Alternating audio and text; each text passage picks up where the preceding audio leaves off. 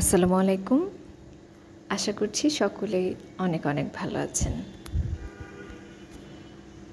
আমরা ইতিমধ্যে অনেকগুলো ইংলিশ শব্দ শিখেছি। আজ সেই লিস্টে আরও 5টি শব্দ যুক্ত হবে। পাশাপাশি শব্দগুলোর বাংলা অর্থ, উচ্চারণ এবং শব্দগুলো দিয়ে কী ধরনের বাক্য গঠন করা যেতে পারে তা আমরা দেখব। তর্ক বিতর্ক করা, যেটি আমাদের জীবনের একটি অংশ, আমাদেরকে অনেক সময় ইচ্ছা বা অনিচ্ছাকৃত করতে হয়, জড়াতে হয় তর্ক বিতর্কে।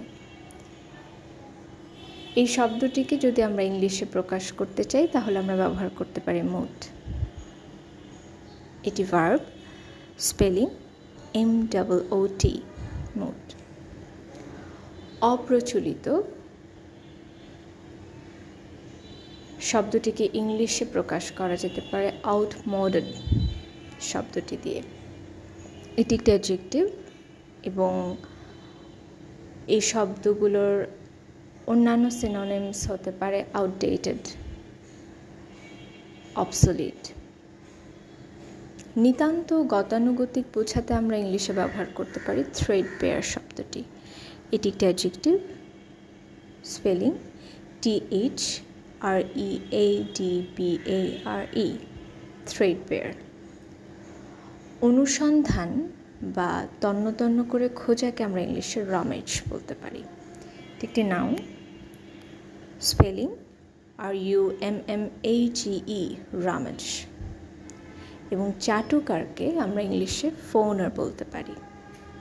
এটি একটি noun, spelling FAWNER, ফোনার।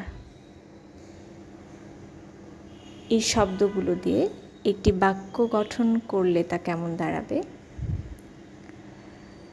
The threadbare coat, an outmoded relic of the past, was the subject of a moot debate among the judges, while a desperate man continued to rummage through the old trunk, ignoring the foreigner beside him who eagerly sought his approval. ধন্যবাদ।